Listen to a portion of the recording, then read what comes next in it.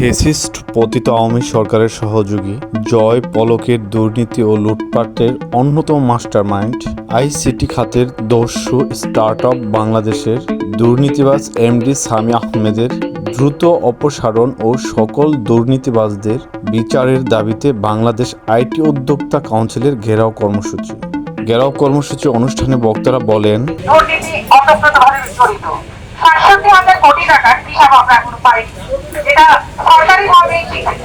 তাছাড়া ডিসেম্বরের ২ তারিখে শ্বেতপত্র দেওয়া হয়েছে আমাদের প্রধান উপদেষ্টাকে, সেখানেও কিন্তু বলা হয়েছে আইটি খাত ছিল সবচেয়ে দুর্নীতির জায়গা।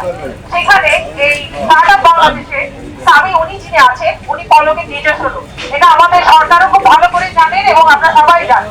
তারপরও এই দুর্নীতির সাথে সংযুক্ত থাকার পরও উনি এখনো কিভাবে এত হাজারো শহীদদের, এত তরুণদের রক্তের বিনিময়ে আমরা যে স্বাধীনতা পেয়েছি, নতুন করে যে বাংলাদেশ পেয়েছি বিপ্লবের পরে, সেই বাংলাদেশে কেন উনি বসে আছেন, এটা আমরা কোনোভাবেই মেনে নিতে পারছি না।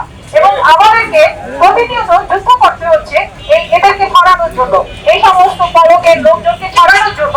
উনি জেলে বসে আছে, কিন্তু উনি ওখানে জেল থেকে বসে এখানে স্বামীকে দিয়ে স্টার্টআপ বাংলাদেশ এত বড় একটা বিনিয়োগ সম্মেলন হলো, সেখানে স্টার্টআপ বাংলাদেশ স্বামী কিভাবে গেল, এটা আমরা গভর্নমেন্টের কাছে জানতে চাই, আমরা সরকারের কাছে জানতে চাই। সেখানে এরা দুর্নীতিবাজরা থাকলো, আমরা কিছুই বলতে পারিনি, কারণ আমাদেরকে বলা হয়েছে বিদেশি বিনিয়োগকারীরা আসছে, আপনারা এই নিয়ে কোনো কথা বলবেন না এই মুহূর্তে। কিন্তু আমরা জানতে চাই এটা কি আমাদের অধিকার লঙ্ঘনের মতো বড় অপরাধ হয়নি?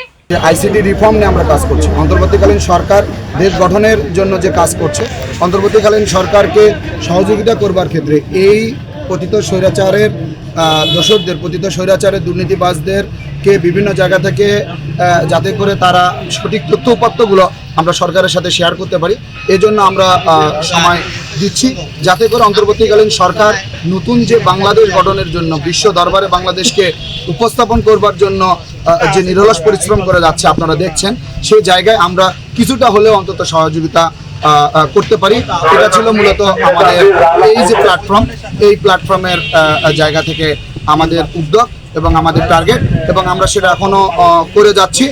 এবং যে কথাগুলো আমরা আজকে ইতিমধ্যে আপনাদের সাথে শেয়ার করেছি, সে বিষয়গুলো নিয়ে বিশেষ করে বিগত পতিত সরকারের দুর্নীতির সাথে যে ধরনের সরকারি কর্মকর্তারা দুর্নীতির সাথে জড়িত ছিল এবং তাদেরকে ব্যবহার করার জন্য ব্যবসায়ী নামে বা ব্যবসায়ীদেরকে যে ব্যবহার করা হয়েছে এবং যারা বিভিন্ন নামে নামে বিজনেস করেছে, তাদের শ্বেতপত্র ইতিমধ্যেই আমরা একটা আনঅফিসিয়ালি প্রকাশ করেছি এবং সরকারের পক্ষ থেকে শ্বেতপত্র প্রকাশের কমিটি হয়েছে, আপনারা জানেন ইতিমধ্যে, এবং সেটাও অফিসিয়ালি প্রকাশ হবে যে কারা কিভাবে ডিজিটাল বাংলাদেশ গঠনের নামে, পরবর্তীতে স্মার্ট বাংলাদেশ গঠনের নামে খুব স্মার্টলি দুর্নীতির ইনোভেশন করেছে।